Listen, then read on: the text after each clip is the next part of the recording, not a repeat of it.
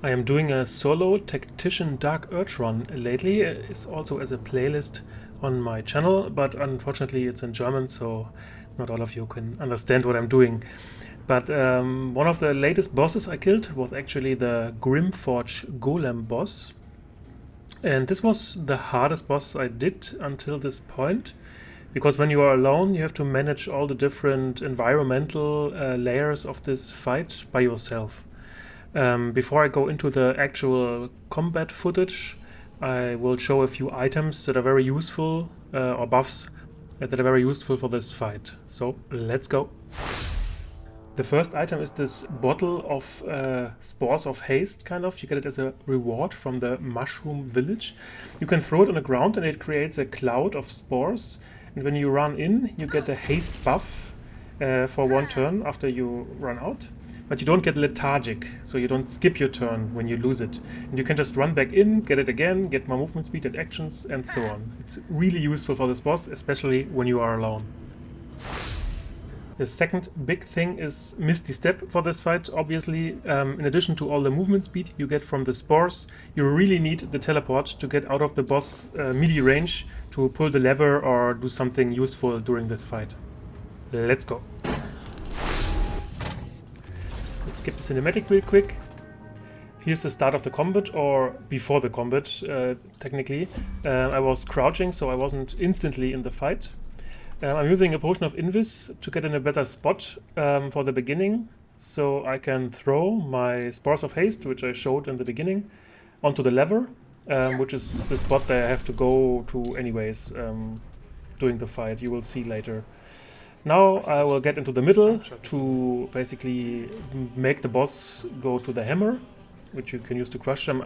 I think you can't really kill him solo without the hammer in a meaningful way, so I'm just using this environmental effect.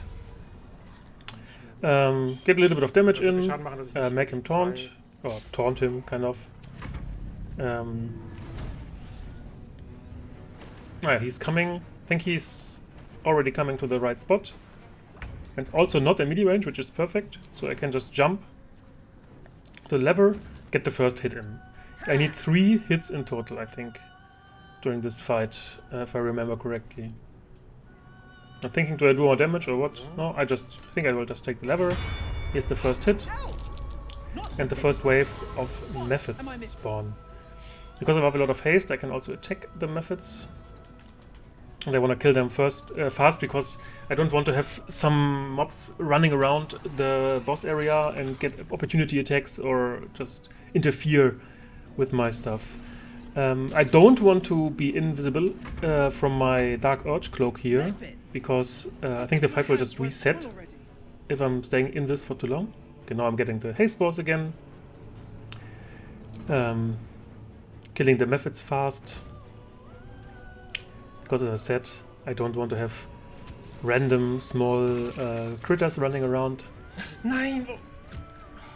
I miss, of course. But I have a lot of attacks from the Spores of Haste. Now I'm thinking, how can I keep the boss in the middle? How can I keep the boss in this position and also get him heated up again for the lava? I remember the lava is just for one turn there, and sooner or later I have to go to get new lava spawn. So right now I'm just doing some damage. I don't know exactly why, because he's not heated anymore. Why I did that. So let's skip ahead to a more advantageous position.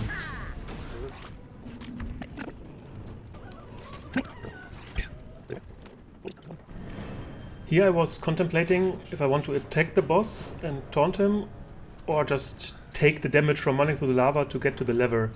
I didn't have my bonus action anymore, so I couldn't jump, so I decided just to take the fire damage. I'm a ranger, and my domain, or whatever you have to call it, the favorite terrain, gives me the fire resistance, so I thought, yeah, should be fine. Shouldn't be lethal or too much of damage. Yeah. Now I get the boss again to move. Yeah, he stops again at a really nice position. Annoying. Right now I don't have the potions of haste, but I have Misty Step, as I said in the beginning. Misty Step is really useful for this fight. So I get my second hit in. I don't know, I thought there was another wave spawning of methods, but for some reason it didn't. So I'm really happy, so I can do maybe some damage to the boss. Let's skip ahead to setting up the next hammer, which was really, really hard.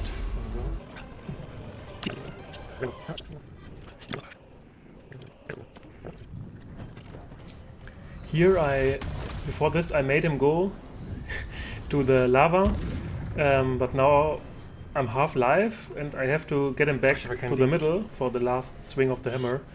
And I'm running out of resources, out of spell slots, etc. So at this point I have to get a little bit lucky from the hits and everything. Yeah, I think my Illithid power procced and my half-orc power procced maybe. What is happening? Yeah, solo run is always a little bit buggy with the boss aggro and everything. So this is my turn now. And yeah, I'm trying to make the right decision.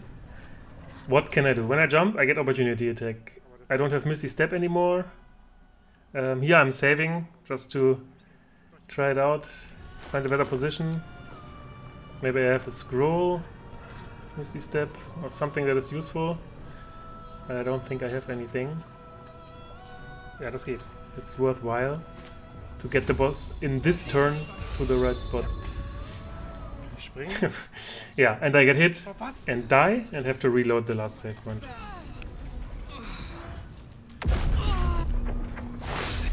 So now we are back from reloading and I'm still trying to figure out how can I get away from there. And going through my inventory, going through my actions, what can I do?